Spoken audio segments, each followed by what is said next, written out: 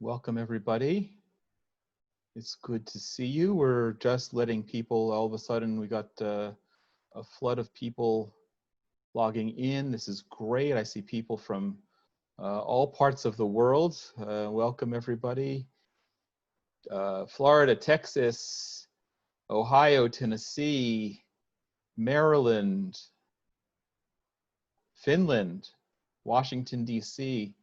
We're going to give it a couple of minutes. Folks, thank you for logging in today.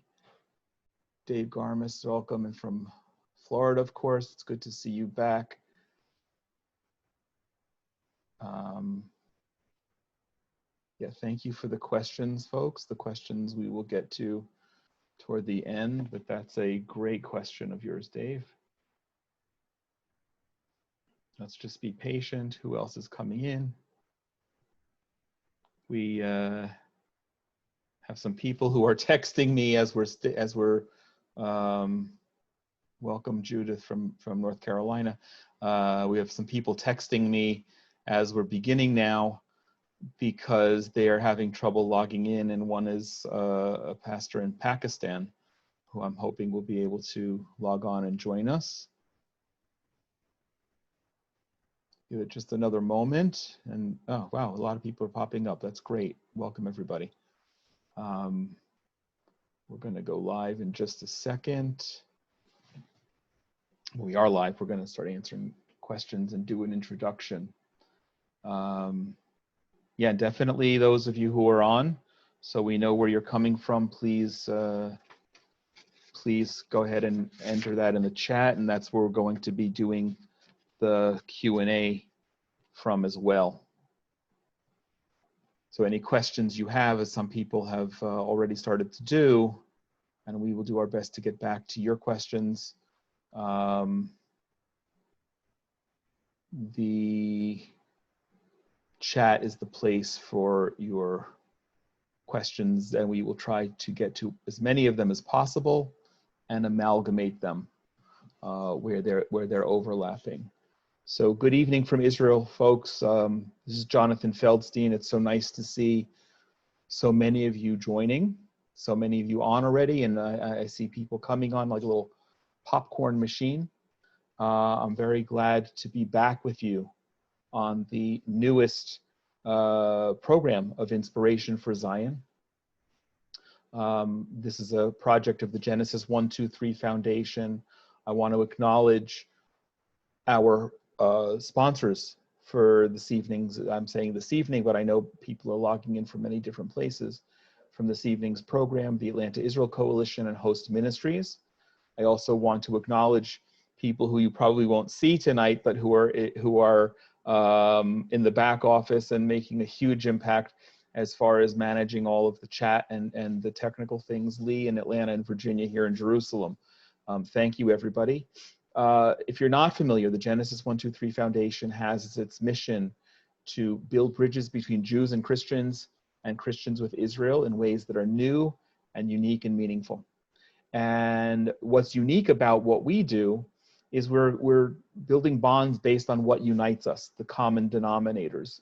First and foremost, the God of Israel and the land and the people of Israel, and many, many other things that we have in common, but we approach it from our own respective traditions, and we do that with love and respect, and it's wonderful to be able to host a program like this now on a regular basis where we're doing so virtually from around the world.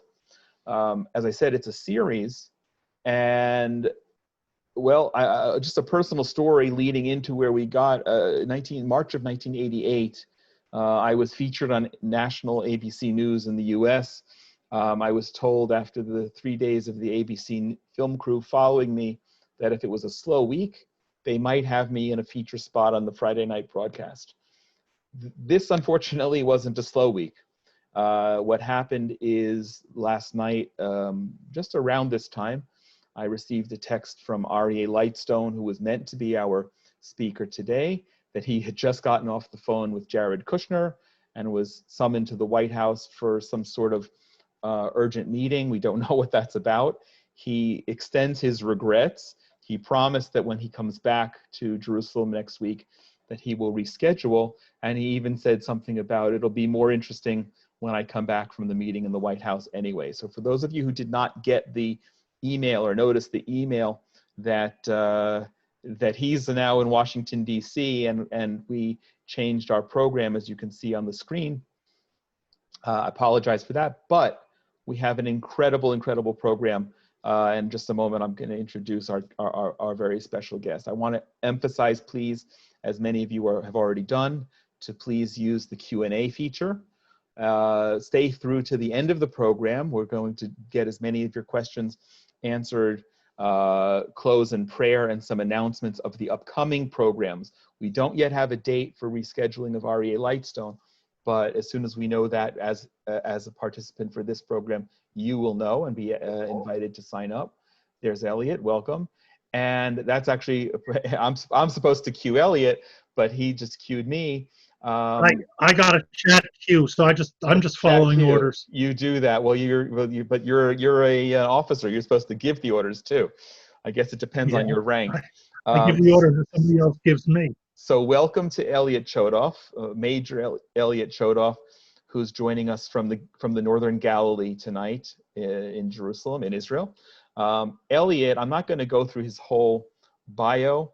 The truth of the matter is he was on my short list to invite to do a webinar with him, because as you'll see tonight, he is so knowledgeable about things relating to security and politics here and how the security and politics intermesh, and he does so with such charm. And one of the things that I really felt when I was putting it together early this morning to send out the update is that Elliot's knowledge base matches his warmth and sincerity, and you'll see that tonight. And tonight it's timely because REA Lightstone is in Washington for whatever important news item that we don't know about yet has come up there, but we're able to have Elliot here talking about something else that's also current events. Elliot's a retired major in the Israeli army. He's served in the military here for 35 years, a New York native, a prolific writer and speaker, and I hope this will be, if you don't know Elliot already, an opportunity for you to engage and interact with him as well. And we're very grateful to Elliot for you being here, but also for you literally dropping everything to be able to be with us tonight. Thank you for joining us. My pleasure. I'm glad I was able to do it. So let's get in. There are a lot of questions, and I know there'll be more questions. I wanted to get into some of the topics, but Lebanon's going to be our main focus tonight. But because you've come in on a last-minute basis, because REA Lightstone's been summoned to the White House, I know you don't do a lot of baseless speculation anyway. So without too much baseless speculation, what do you think is going on at the White House that Jared Kushner needed to call REA Lightstone as the special advisor to the Israeli ambassador to have a private dialogue that they couldn't do by Zoom? He wanted to sit down and have coffee with him. Look, I can only speculate that it has to do with the Lebanon-Iran issues. I can't think of anything else that's out there that is sufficiently, how can I put this, classified, that it couldn't be done electronically. I mean, Israeli politics is far from classified. You can read all about it in the papers.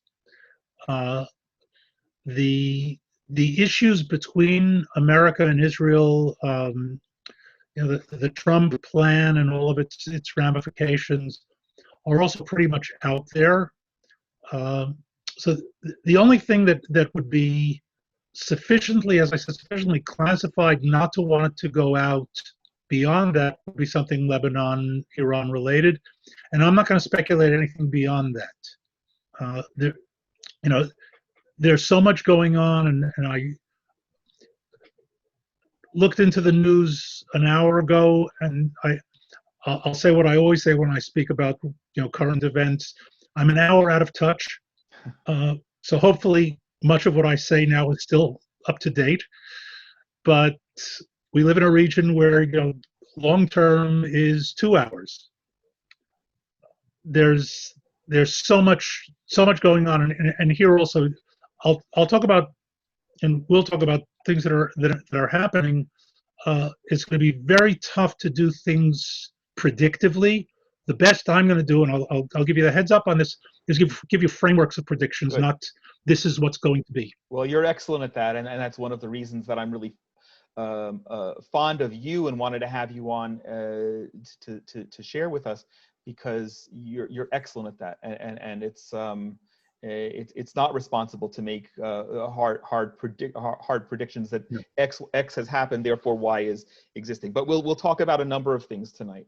I want to, before we get into some of the meat of the security issues, what's happening in Lebanon, what's happening in our region, I just wanted to get personal. I want people to get to know you a little bit. You made Aliyah in 1983. Correct. Right, and you've been in the Army for 35 years. Now, we're friends. We've been friends. And just a quick correction. I'm not retired. I'm reserve. Reserve. I'm still I active. As a matter of fact. Right. No, nothing to apologize. As a matter of fact, late last week, I got a tentative call up for this week because of what was going on up north, and then in the end, that was canceled. But it could. You could very well have called me last night and not gotten through to me because my phone would have been off and I would have been somewhere else. So it's a little bit like Michael Corleone. You keep trying to get out, but they keep pulling you back in?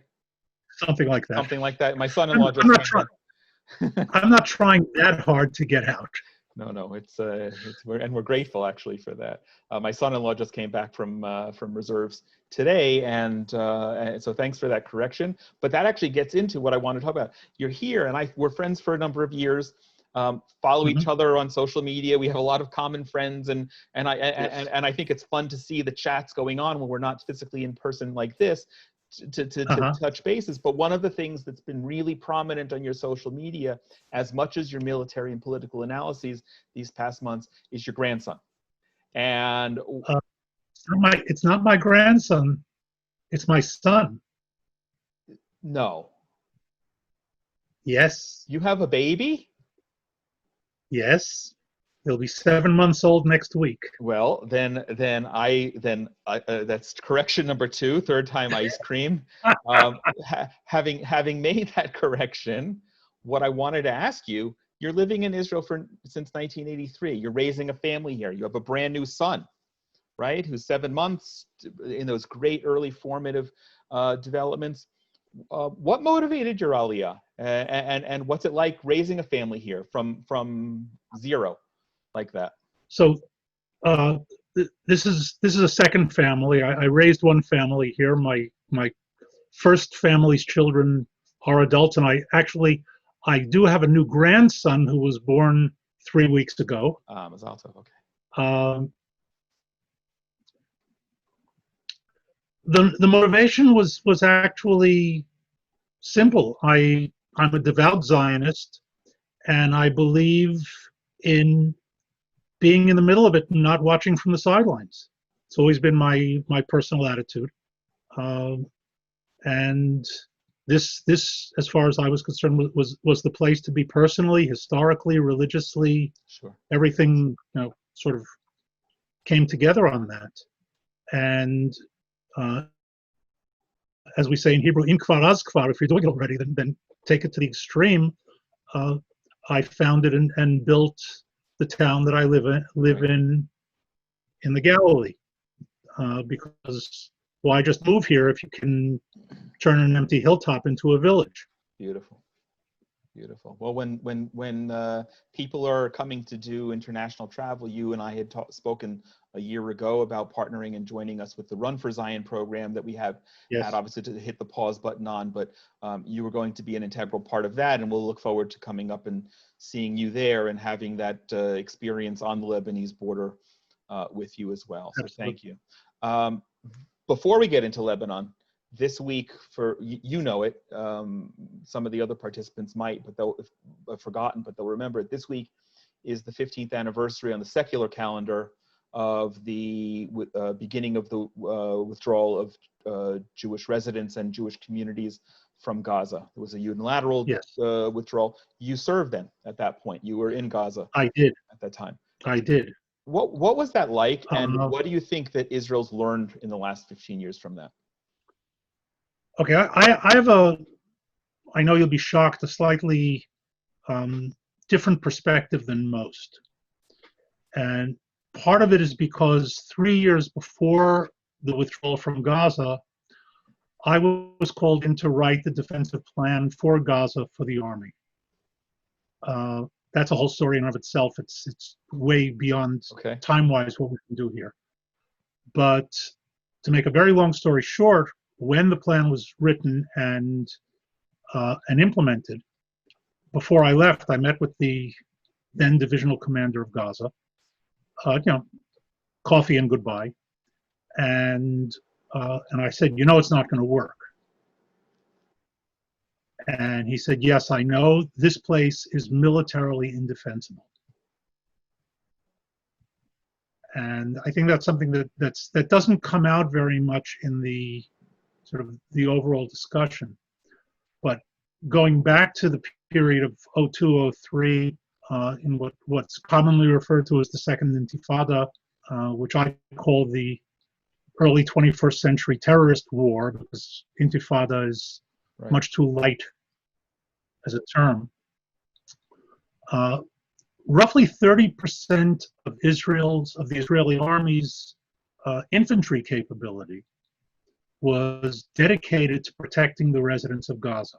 Several thousand people. And 7,000, 8,000, something like that. Yeah. And at the same time, the northern border was uncovered. And we were taking a beating along the northern border, not really talking about it. One of the great myths is that between 2000 and 2006, the border was totally quiet. Tell that to the 2 dozen people who got killed along the border during that period, and the dozens injured, and the shells and the rockets that fell into the Galilee, that the governments, because there were multiple governments at the time, didn't report, because had they reported it, they would have had to do something about it. So Sharon's initial, and like I said, this is a whole story in and of itself, but Sharon's initial decision to withdraw from Gaza was a purely military one. It then developed into a much more involved political one involving the Americans, the 4 settlements in Samaria and that sort of thing. But the initial decision was based on the idea that there was too much force, specifically in Gush Katif, and it wasn't working. And that's a key that a lot of people also don't understand. So we'll fast forward to 2005. It was a massive tragedy, and I say that as somebody who was standing there and saying, if they wanted to take me out of my home, how would I feel, having built the settlement/village that I live in? On the other hand, the people knew it. In other words, it was a tragedy, but if you remember the period with all of the difficulty, and I'm not belittling the difficulty, and I'm also not going to comment about how it was handled afterward by the government in terms of the people. That's a whole separate issue. But one of the reasons it went as quickly as it did is because the people who lived there realized where they were. In other words, they understood the dilemma and the paradox that they were living in. Interesting.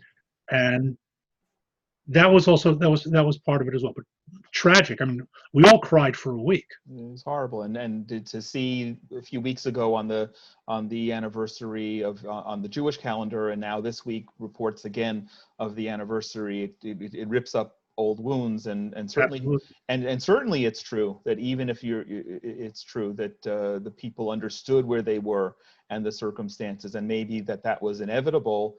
That doesn't diminish the pain that they went through, or the Of course not. post-trauma that they're still dealing with almost a generation later. Absolutely.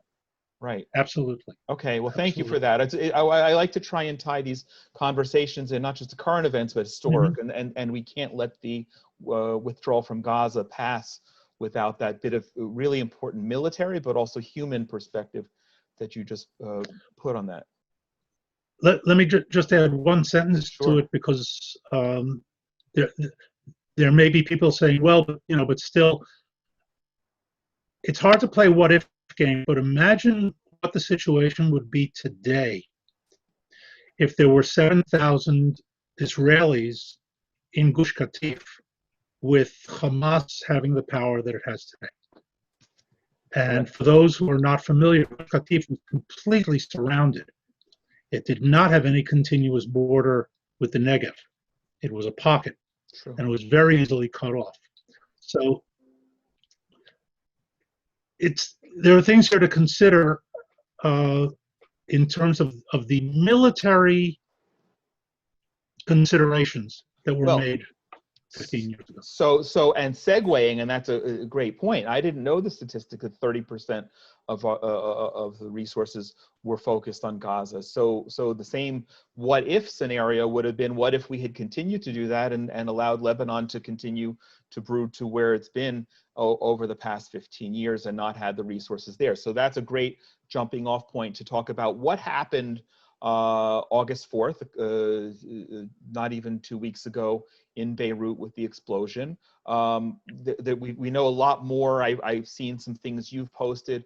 Would love for you to share some probably the most up-to-date information that anyone on this conference has. And where do you see the public outcry in Lebanon taking it, and then bringing it to the conversation with why why Aryeh Lightstone might be in Washington, Hezbollah, Iran, and how is that? Make that picture as a puzzle and then fit all the pieces back together for us. Okay, so the puzzle pieces are the blast in Beirut, sort of as a semi-independent piece. I say semi-independent because nothing's entirely independent. The resignation of the government and the protests, and at the same time, Hezbollah as an entity in Lebanon, operating both within and without the system, and of course being the front man, if you will, for Iran in Lebanon and in other places. And these three sort of spheres rotate around each other. As far as we can tell, the explosion in Beirut was pure incompetence. And again, information may come out, but basically what we have today is that this massive quantity of ammonium nitrate was taken off a ship some 6 or 7 years ago. It was a Russian freighter that docked to pick up additional cargo, didn't pay its port fees. In other words, there's a whole sort of seedy side to this that has nothing to do with politics. The ship wasn't allowed to sail. Ultimately, its cargo was offloaded, and the cargo included ammonium nitrate, which was then put into this warehouse. Now, ammonium nitrate has two primary sort of uses. One is fertilizer, and the other is explosives. It's a great source of nitrogen, which makes it a great fertilizer.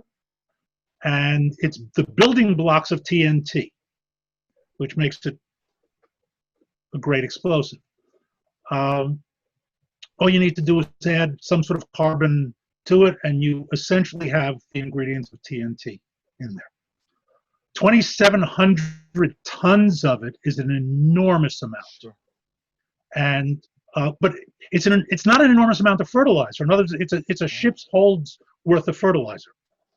So there's nothing a priori suspicious that this ship had it. As a matter of fact, in 1947, a ship filled with ammonium nitrate blew up in the port of Texas City, Texas, right, and nearly leveled the city.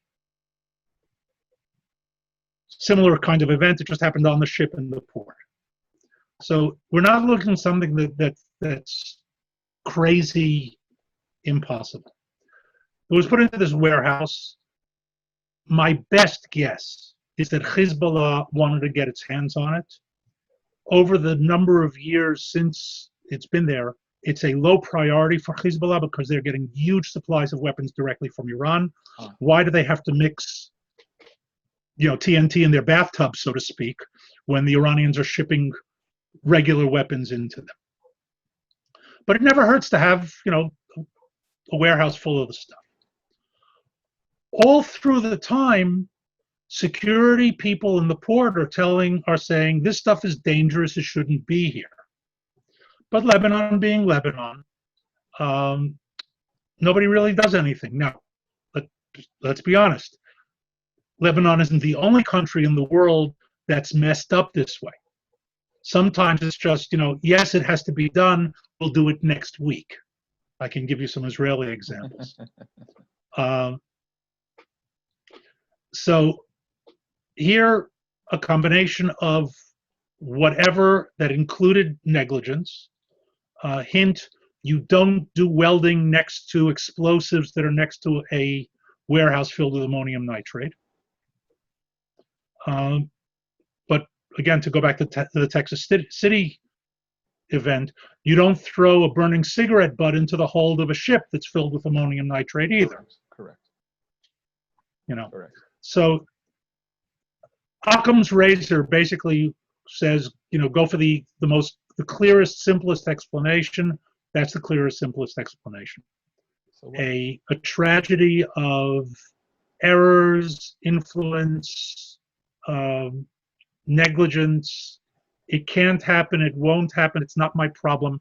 People who thought it was their problem, not having sufficient power or authority to enforce it, and that leads to this massive, tragic explosion. Great. So let me interrupt you a second. I want to weave in a question that David Garmis has already asked, and also encourage people, if they have questions for Elliot, to please use the chat feature here. David Garmis is asking, now that the Lebanese government has resigned, who's in control? And I would take that a step further. Where does that leave Lebanon, and where does that leave Lebanon with Hezbollah as a major player there, and the Iranians wanting Hezbollah to stay strong? Okay, so first of all, the short answer is it leaves Lebanon where it always was. The government resigned and it's remaining a caretaker government. Just like in Israel, when the government falls, the government stays until we do enough elections to put in a new government. So there's no administrative vacuum. But we should keep in mind that this government has only been in since January, February of this year, and this government was put in place in order to quell or quiet the demonstrations that were going on in November and December and January. In other words, what we're seeing today is just another cycle of demonstrations that have been going on for quite a long time. The prime minister was put in and supported by Hezbollah, basically to quiet things down, knowing full well that he's two things. He's a nice, honest guy and basically incompetent. In other words, he's an academic. He served as Minister of Education, I think, for a short period, but he doesn't have a real political background. He's not part of the political set in Lebanon, and that was part of what gave him, by taking power, gave him the ability to quiet the demonstrations, because demonstrations were mostly against corruption. And this guy apparently is not corrupt. I'll say as an aside, being not corrupt in Lebanon as a politician probably means by definition that you're incompetent. That's great. Because, I mean, that's how business is done. Yeah. So, to come back, the government falling has no immediate effect. The government continues to operate. B, the demonstrations are just this most recent iteration. But let's remember that Lebanon really collapsed in 1975 Right. with a civil war. And it's always been, I mean, it's kind of gotten back together and not gotten back together, but Lebanon as a true political state entity hasn't existed for 45 years. And that brings us to the question of Hezbollah. Hezbollah will be affected short term by this because now they're going to have to spend some energy, settling things down and dealing with sort of the immediate. But Hezbollah is going to remain Hezbollah. In other words, they may lose a little bit of influence here, a little bit of power there, but Hezbollah is independent of Lebanon. Lebanon is a plaything for Hezbollah, not a necessary sort of building block. I think it's important to keep in mind that Hezbollah has the most powerful military in Lebanon, and that includes the Lebanese army. Right. Okay. So what we might see is factionalism breaking Lebanon apart more than it has been, going back to the bad old days of the late 70s, where factions will physically hold themselves up in their areas within and outside of Beirut. We might see new battle lines drawn. Again, these are things that might. But Hezbollah isn't going anywhere. Hezbollah isn't being displaced. The worst case for Hezbollah is that they will have to withdraw into their areas, their Shiite Khomeinist areas in the Baqa and in the south, and in Beirut and other places around, and hunker down. And that'll set them back on the Lebanese side, but their primary purpose is to be a military organization, extend global jihad, and most importantly, destroy Israel. Okay. So great. And that's not changing. Okay, great analysis. Thank you. That's very important. Yeah. So you mentioned the sectarianism, that it could go that way. If I'm not mistaken, May we marked 20 years since the Israeli withdrawal from Lebanon, kind of unceremoniously, a little bit with our head between our tail, or whatever that phrase is. Tail between our legs. Yeah. Between our legs, and with it, and Israel had been in Lebanon since 1982. It was a very long presence. Yes. We can neither confirm nor deny that you making Aliyah in 1983 had anything to do with Israel's presence in Lebanon, but it's a fact that happened. Now, when Israel withdrew, I actually heard a young man on the radio here last week, immediately following the explosion.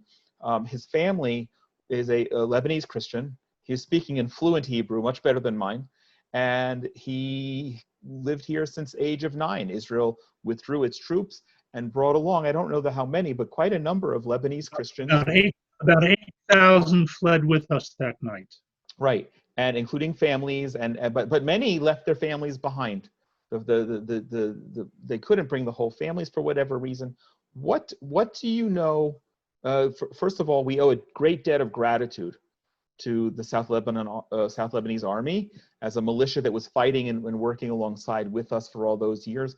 And it's, from my perspective, a wonderful thing that Israel provided that refuge to thousands of Lebanese Christians to come and be safe and build a life all over again. What do you know now about the status of Christians in Lebanon and also the Lebanese Christians who live here? Okay, so first of all, let me clarify that not everybody who fled into Israel, not every member of the SLA was Christian. It's one of the myths of the SLA is that it was a Christian organization made up exclusively of Christians. There were Druze, there were Muslims, and there were even Shiite Muslims in the SLA. And I want to be very, very clear on that emphasis. There were Shiite, Muslim, Lebanese fighting alongside Israel against Hezbollah. Didn't know that. That's incredible.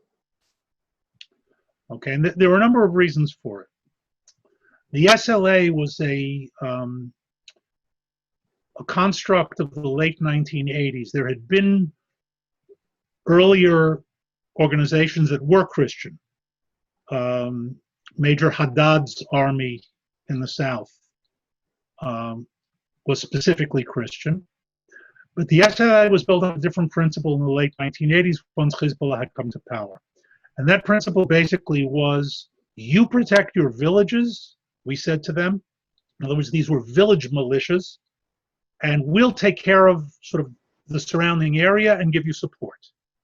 So each village had its own unit, and in many cases, the villages didn't interact. As a matter of fact, I'll take it a step further.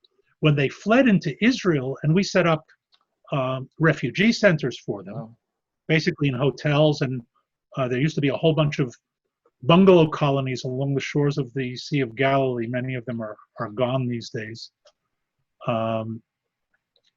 You couldn't mix Christian and Muslim villages in the refugee centers. Wow. They had no deep love for each other. They fought alongside each other de facto, but no great love for each other. But they all had a common hatred of Hezbollah. Wow. And here again, some of it political, some of it religious, but mostly they understood what it means to have terrorists in your village. They had lived that way under Fatah and the PLO since 1970. And they came to understand the hard way that a terrorist is a guy who walks around with his friends with AK-47s and takes whatever he wants from you, whether it's your goods, your women, whatever, doesn't care what you think, will kill you if you protest, and it doesn't really matter which way he faces when he prays. Very nice. So that was kind of the background to that. Once they fled, the refugees, because that's what they were, ended up in a number of different categories. Some went back to Lebanon, and we negotiated through the Lebanese government with Hezbollah to allow some of them to go back and not suffer terribly. Hezbollah had an interest in showing that they weren't going to be terribly vengeful, because they wanted to maintain social control, and they understood that by allowing a few hundred people to come back and giving them a slap on the wrist, it was good for their politics as well. Some went to other countries. Canada took some, Australia, some of the European countries. Those are primarily Christians, although not exclusively. And some stayed here. I don't have specific numbers. Those numbers are in public. And of the ones who stayed here, they became, if not Israeli citizens, some of them did, certainly permanent residents, and are part and parcel of Israel. The younger ones, like the person you spoke to, integrated fully into Israeli society. Many of them certainly are. And you know, Israel is a far more diversified country than most people give it credit for. That's true. And they fit in very well. As a matter of fact, after Lebanon, they found the integration into Israel much, much easier, because here people don't ask the question, you know, are you Sunni or Shiite, right, or Druze or Christian? That's correct. That's actually a big picture issue as to how we relate to Arabs on a broad scale, but that's an excellent point. And just to underscore something you said, my son is a sergeant in the paratroopers here, and was just home for a couple of nights, overheard me speaking to this young man who I had invited also to be on the program, and he'll come and join us another time. His name is also Jonathan, so it's a good start. And my son told me that I didn't know this, and I was interested that he knew that one of his commanders is a Lebanese Christian in the paratroopers. So somebody obviously older, more mature, and at a higher level with more experience. So I was really interested to hear that. Let me come back, Elliot, just before we wrap up, and I'm just, again, folks, any questions? I'm seeing some that I'm going to weave into the last couple of questions with Elliot, but if you have others, please feel free. And to the extent we have time, use the Q&A feature. When the explosion, excuse me, happened in Beirut, immediately that night, the Tel Aviv City Hall was alit with the Lebanese flag, and that created controversy. Controversy whether we, as a state or as the city of Tel Aviv, show solidarity with the people of Lebanon. Do we show solidarity with the people who voted not unilaterally, but heavily for Hezbollah to be in their parliament and allow their country to be in control?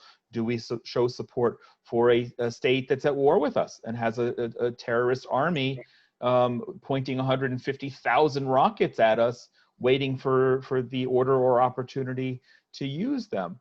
And also Ron Beals raised a question from Texas, where people pointed blame on Israel for the explosion.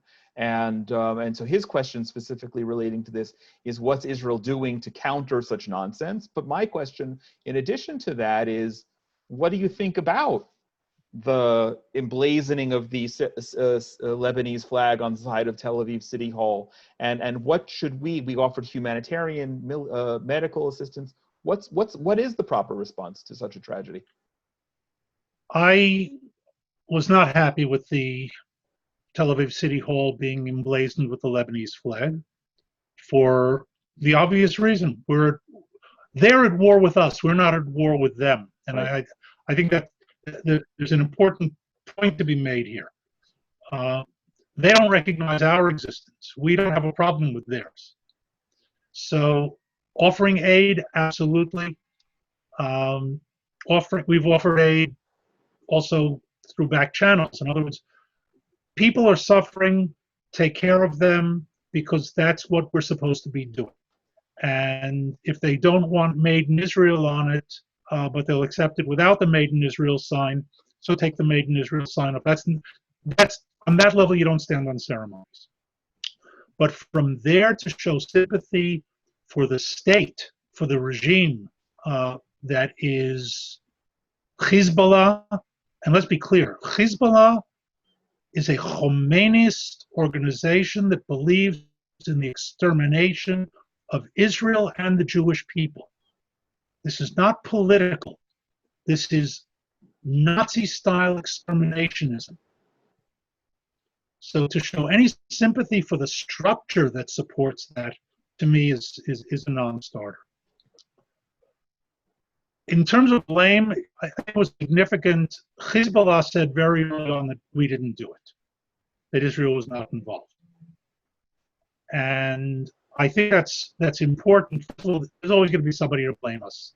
And, you know Jewish history as well as I do. If we were going to chase down every accusation against the Jews, we'd be doing it full-time, overtime, and not catch up with it.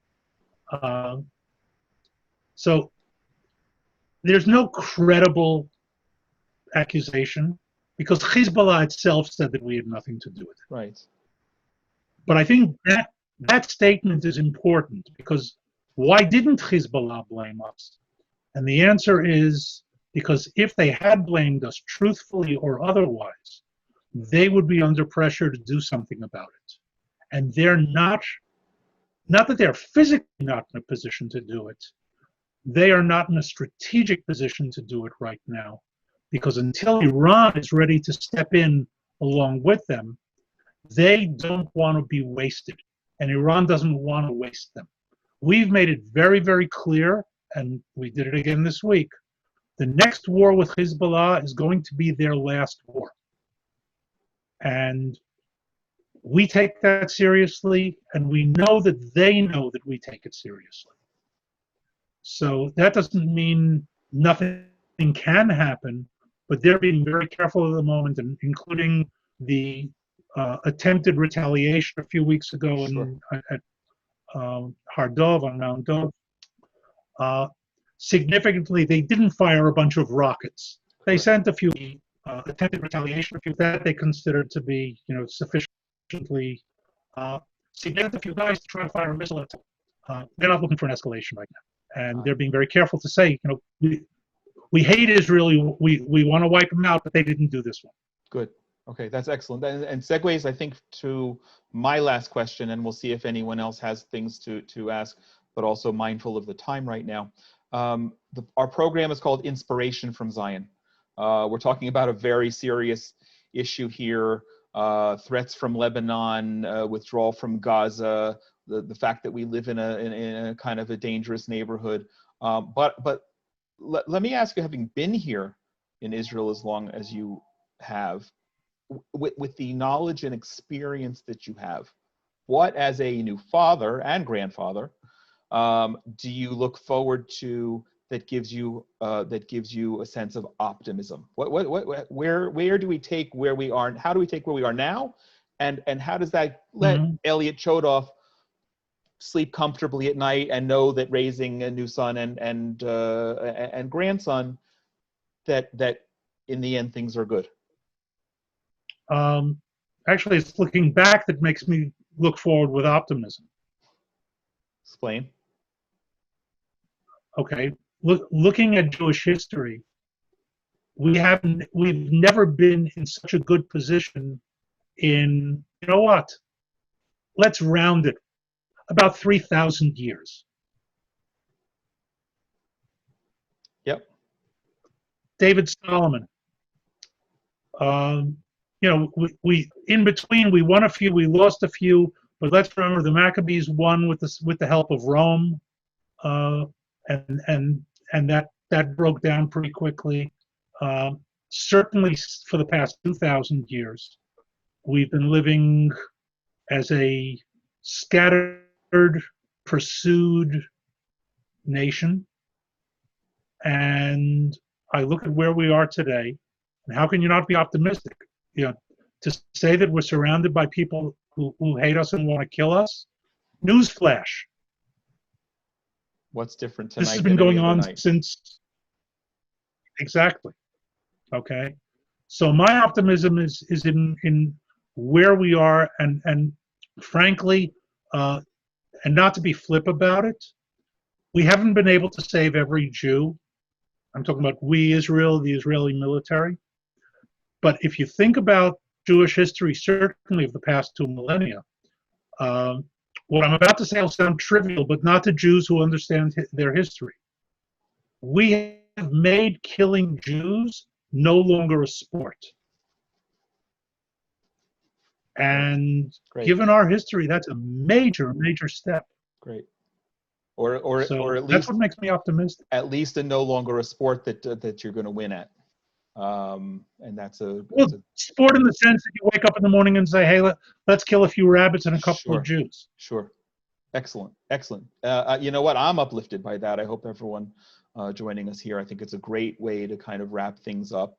I'm going to, at this stage, again, thank you so much, and invite Ken Barron to come online. Ken is a dear friend who is the Chief of Staff at the Billy Graham Evangelistic Association. And as soon as we see Ken come on, he's going to close with a couple of announcements. But Elliot, really incredible. We could go on. We could just forget the clock and go on all night. And I look forward, maybe, since I had you, since maybe we'll say this one didn't count. And okay. And we'll have you back, because you were just not just stepping in, you stood in admirably and wonderfully. Now let's hope when we reschedule with R.E.A. Lightstone that he's got a tough act to follow. Ken, let's see, is Ken? I'm trying to get on, Jonathan. Oh, there. Okay, we hear you. So I'm not allowed to get on my video for some reason. It says my host has disabled my video. Well, let me see. I might be able to help you with that. Yes, there we go. There we go. Okay. So Virginia, maybe you can put up that slide. Ken's going to lead us in the closing, and then stick around, please, for just a couple of announcements about our upcoming programs. Just Elliot, a couple of things. Thank you so much for doing this. It's great to do. I think it's worthy of a whole lot more to talk about. And I wrote something last night as I was thinking about in this country, in the U.S. You know, we're going through this very political process, and ties into what people call systemic racism, what's been called systemic racism. And I thought about the systemic persecution of Jews. And you just kind of brought that up, that there's this persecution of Jews that's gone on way before anybody else and continues to this day. But yes, we are in a good place. And I think about that in the United States with racism, that looking back 30, 50, 100 years, we're in a good place here, much different than what most people think. They say we're in a bad position, but it's much better than it ever was. And I think it's certainly the same with Israel and the Jewish people. But I'm just happy to be part of this, and certainly talk about what we're doing here and what Genesis 123 Foundation is doing, building bridges between Jews and Christians around the world, and trying to help bring things together and give certainly the strong evangelical Christian support to Israel, and get an inside understanding, especially when we can't travel there. Yes. So this is great for us to have this connection through this process and this technology. So thank you again for that. I'd love to listen to you for years, I think, and catch up. I'm a Jew from New York who is a Christian now, but still maintain my Judaism. And this is very critical for us. This whole thing is very critical for all of us to understand, and the world to understand how the Jews have been so resilient through the ages, and they continue to set an example for people, even though hated for some reason by all those millions of people. It's beyond any of our comprehension, but biblically it's not beyond comprehension. I'd like to just, I want to talk about Jonathan for a minute and his vision of doing this and his integrity and what he's done, how I got to know him several years ago, 10 years, 15 years ago now, as he has tried so hard to build bridges between Israel and the evangelical Christians in the U.S. And I think it has evolved into this, where the Genesis Foundation is now helping so many people in so many different ways. And one of the things we're doing today is to, as you see on the screen, is to talk about giving donations to bless Israel and the troops, the lone soldiers that are there without families, that are there in Israel defending that nation, which is just incredible. And to help support them, I have my oldest son is a lieutenant colonel in the U.S. Army and active, and is that's going to be an NBC nightly news next week, talking about cybersecurity. So we're very proud of him, but think about the times he's been deployed in the Middle East and been alone, and fortunately he's had a family here to support him, but there are kids in Israel that don't have families or people that can support them, so we want to help support them. It's very special to all of us. So I hope everybody will consider, not only for these lone soldiers, but supporting Genesis 123. I'm a great friend of Jonathan, a great supporter of what he does, and we see the results through these kinds of programs and understanding that we gain. They've got tons of needs and doing tons. Jonathan, I saw something show up, Genesis 123 the other day. It was on Facebook or somewhere that you're helping. And I don't remember exactly what it was, but it was interesting to see that.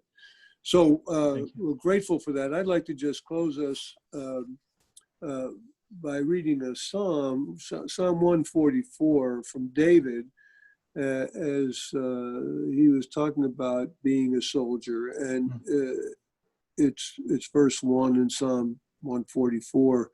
Praise be to the Lord, my rock, who trains my hands for war, my fingers for battle. He is my loving God and my fortress, my stronghold and my deliverer, my shield in whom I take refuge, who subdues people under me. So I think that that's something we want to think about with the soldiers there that we're praying for, and we want to help support them. So please, anybody that's on this, those of my friends who are watching, and other friends of Jonathan and the foundation, to please support us. So I thank you for that and ask your blessing upon this great ministry. Jonathan? Thank you, Ken. Thank you for sharing, for your friendship and those really personal words. We're just going to close out with a couple of announcements now. Virginia, if you could put up the next slide. We've been very grateful since we began this to be partnering with the Atlanta Israel Coalition. Want to invite you to visit our Facebook page or their Facebook page tomorrow to register for the program that they've got. Excuse me. Visit the page now and register for the program that we are co-sponsoring that they've set up, talking about Israel and the U.S. police exchange. That's tomorrow evening, 7 p.m. Eastern time in the U.S. So please visit that. And then the last other two announcements, Virginia, if you could put up, we're going to wait to reschedule REA Lightstone, and everyone who's registered for this will get a message about that.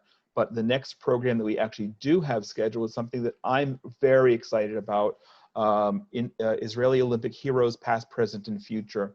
We have two current Olympians who should have been in Tokyo this year, Bidi Deutsch and Ore Sasson. You can Google them at your own leisure to learn about them and why we've invited them to come on board and talk about what it means to represent Israel as a Jewish athlete in the international arena through sports. And we also have the widow of Andre Spitzer, Mrs. Anki Spitzer. Andre was one of the 11 Israeli athletes that who was murdered in the Olympics in Munich in 1972. That's going to be on Wednesday, September 9th. We don't have a link for that yet, but stay tuned. Something that already has created a lot of buzz and interest. So please put that on your calendar. I'm very excited about that. Before coming up to come online today, my 15-year-old son, who's thrilled that we have Ore Sasson, who's a giant in every way, said, Abba, today's the 4th anniversary since when he won his bronze medal. So that we're really proud of him and excited to be able to have him on board.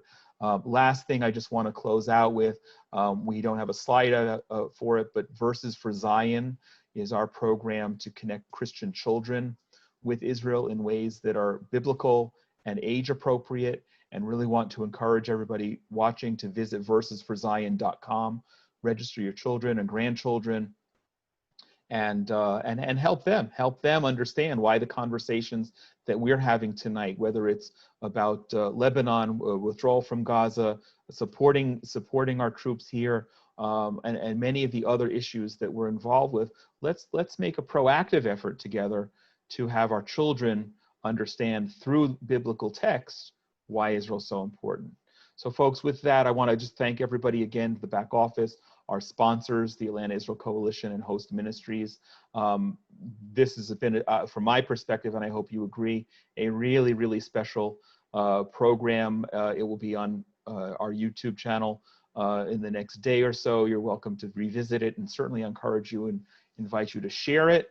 And stay tuned for a rescheduled program with REA Lightstone once he's back from Washington, and our September 9th program. And if you have other things that you want to connect about, Jonathan@runforzion.com is the website, is the email, and I look forward to staying in touch. Thank you, everybody. God bless you. Have a great rest of your day wherever you are.